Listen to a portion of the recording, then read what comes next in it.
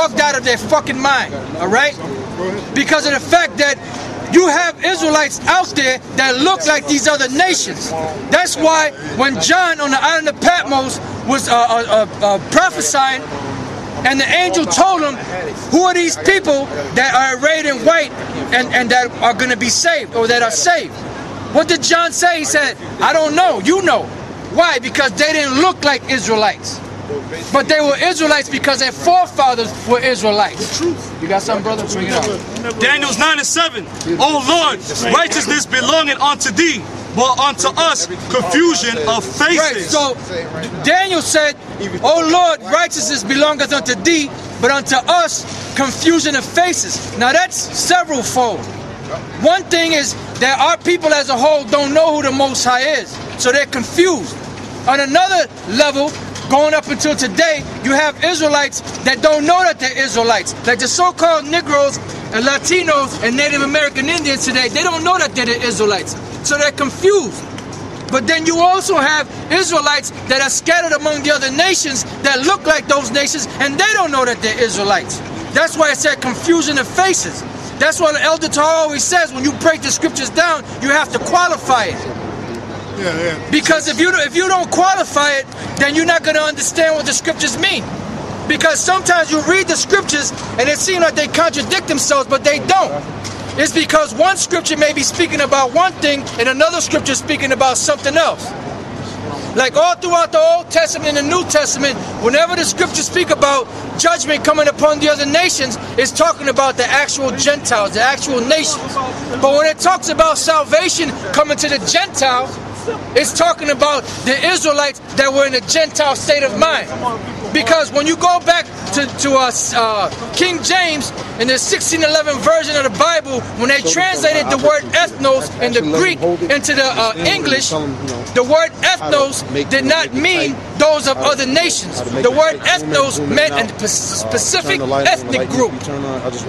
So what happened was, when King James translated the word Gentile, when the word Gentile was translated, it was understood what the word Gentile meant. It did not mean all nations. It just simply meant ethnic group.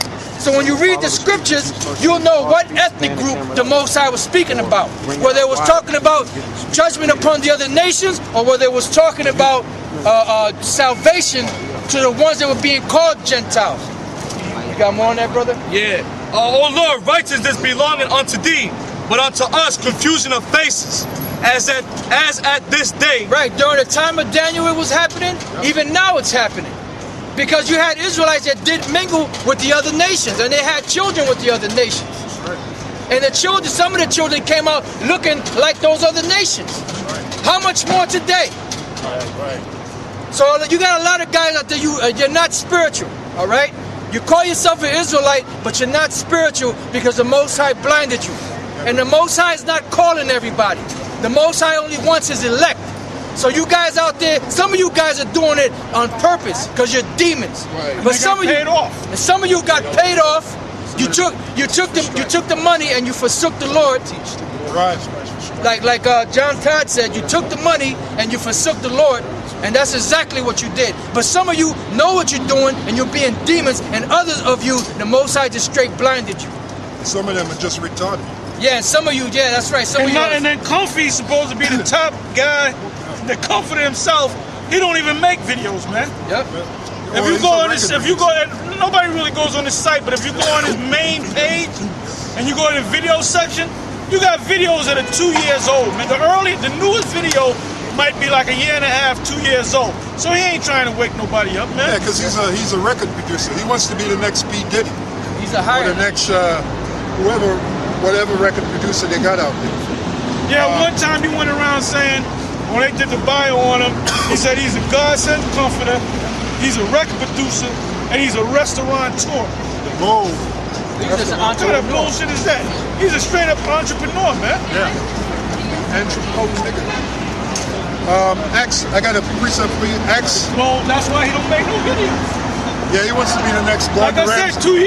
you go to his main page, you got all this big introduction, the trumpets blowing, all these wonderful colors. Then you click here, and you click over there, and you click over there. Then you finally get to the video section, And the video's 2 years old, man. Guy's a joke. Acts 15 and 18.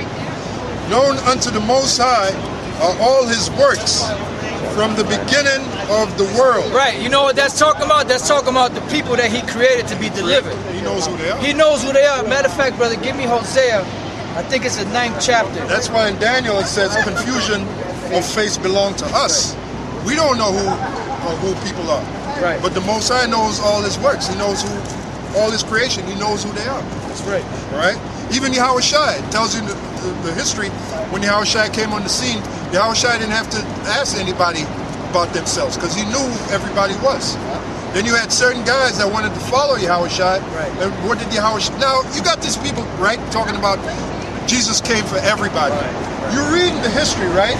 Where it says Yahushua, when certain guys rolled up on Yahushua and they wanted to follow him. I'll give you an example. The guy that was called Legion. Yep. And he was hanging out in the tombs, right? And Yahushua healed him because he had like 2,000 demons on him. That's what Legion means. 2,000. This guy could break chains, all right? Now Yahushua healed him, right? And he wanted to follow Yahushua. What did Yahushua say to him? Did Yahushua say, yeah, you can come and follow me, no problem? No, Yahushua said, no, you go and show to the priest what I've done, but as to follow me, it's not given to you. That's right. No, basically, roughly paraphrasing. Yeah, and then, you had the rich man. There's another example. So the point is, you got examples in the Bible where it clearly tells you that certain guys desired to follow Yahushua and couldn't. Why? Because they weren't part of the elect. That's right. It's all about the elect, right? All right, go ahead. Hosea 5 and 3. I know Ephraim and Israel is not hid from me. And it destroys that point of what the people say in the churches, that Jesus Christ came to die for everybody. That point is destroyed right there. All right? Go on. For now, O Ephraim, thou committest whoredom, and Israel is defiled. Right, Israel is defiled, and all of us are defiled. Back then, you had these Jews that were boasting against the Israelite foreigners. Oh, we keep the law. Oh, we're holier than thou, and blah, blah, blah. Now the Lord has made it where the whole nation is defiled. Like you read about the wild olive tree in the book of Romans. We have become that wild olive tree. All right, all of us, every tribe. Right? Go on. They will not frame their doings to turn unto their God, for the spirit of whoredoms is in the midst of them. Right, They if have you're worshiping this guy down there, that's whoredom. What does the Most High mean by whoredom? He's saying if you're worshiping this guy here, that's whoredom, all right? If you call yourself a Muslim, fibers, that's whoredom. If you call yourself an Egyptologist, that's whoredom. Anything outside of an Israelite, that's whoredom. Because what you're doing is, just like a woman has sex with multiple men, that's right. What you're doing is you're having multiple philosophies. You're having sex with multiple right. It's like mentally you're having sex with multiple philosophies, just like a woman physically would have sex with multiple women. All right. That's why the Lord called it whoredom. I got something real quick. All right. This is 1 Corinthians 6 and 15. Know ye not that your bodies are the members of Yahushua? Right. Shall I then take the members of Yahushua and make them the members of an harlot? Right. Now that's talking about another philosophy. That's right. Now another word for whoredom is what? Harlot. So if you call yourself anything outside of an Israelite, then you're a whore. That's harlot. Harlotry or whoredom. Right? The Most High forbid. What? Know ye not that he which is joined to an harlot is one body? Right, that's talking about another philosophy. Right. Right? Go on. For two, saith he, shall be one flesh. Right. So if you have an Israelite that's into Muslim, guess what? He's all into that. That's what he's into. Now the Most High wants us to come back to this truth. The Most High wants us to come back to being what we're supposed to be, which is an Israelite. Right? And then you know, we can't understand how you niggas got a problem with being an Israelite. That's amazing, man. And you know what? Yeah. I'm sorry. Yeah, Let me say this now. The brother just said something to me about say it again, brother. Oh, that there was an ex-NORAD officer, and he said on the 13th of this month there's going to be UFOs flying over the cities. So you know, Illuminati, they work with numbers, and that's 10, 13, 10 completion. rulership completion. And 18 days after that, it's the 31st, 1 and 3. So Illuminati's pushing that vibration. You got the movie Skyline coming out next month. So, you know. And another thing, now since he mentioned that, we did our show that we did today, earlier today, was entitled UFOs and Bubble Eyes. Because we started, it was when you watch the video, you'll see that the title makes total sense.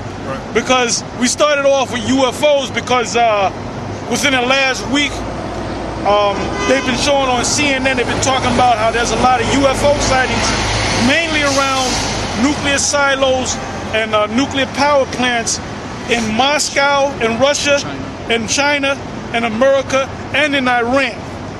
All right? So those are the main places, really, America and Russia, and then Iran. Because when America enters in, when the U.S. enters Iran, they're going to have a conventional war, but eventually it's going to lead to that Third World War. So when we put the topic together, I was putting the scriptures together, and I was going through some research, and you know what I found out? The angels actually helped Alexander the Greek. Let me say that again. The angels came down in UFOs and actually fought for Alexander the Greek.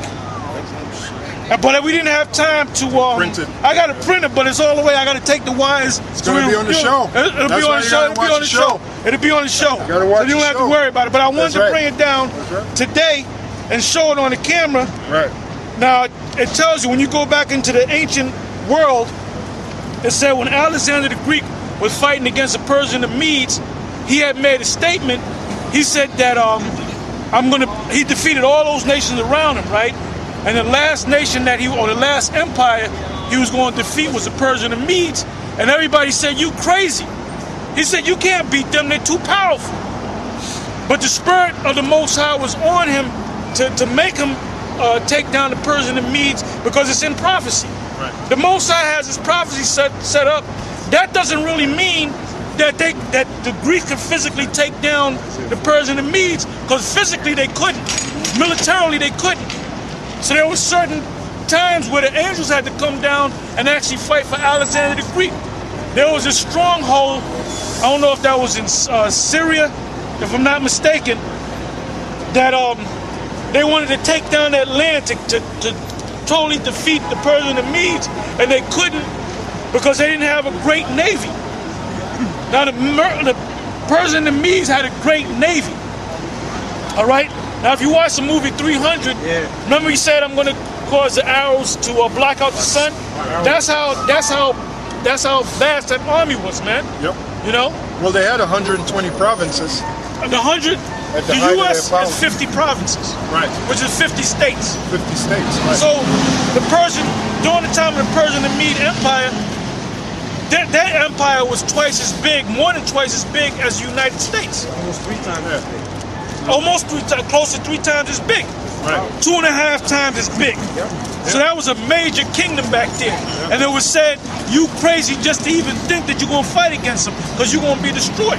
Yes, they were so fast. They were so fast. Now, when he was taking down the Persian and Medes, you take it down by cities, by villages, by towns, by armies, until you get to the last man. So there was this place with a great wall. They could have used ships, but they didn't have a great navy. So the only way they can get into this place, I think in Syria, to take down Syria, if I'm not mistaken, was there was this great high wall. It was high, and it was also thick. It was also wide. So it said it was too high where we couldn't leap over the walls. Because once we climbed up, they would kill us coming on the top, right? And it was too wide where we couldn't break down the walls, batter it down. So they said that they saw, I think it was either two they saw two ships, but it was one ship. This is what the record said. Yeah. They saw 2 shields, silver shields, flying in the air, and it shot out a beam of light. Right. And the beam of light broke the walls down. And the Alexander was able to go into that city. Yep. All right? Yep. So they have records on that. Esau keeps records, like I said earlier. When Alexander the Greek took down the nations, when you take down a nation, you don't kill the king. You get the nobles, because it tells you that in Psalms 149. You don't just kill the nobles. No. You get the nobles and the king or the kings, and then you talk, you reason with them. You know,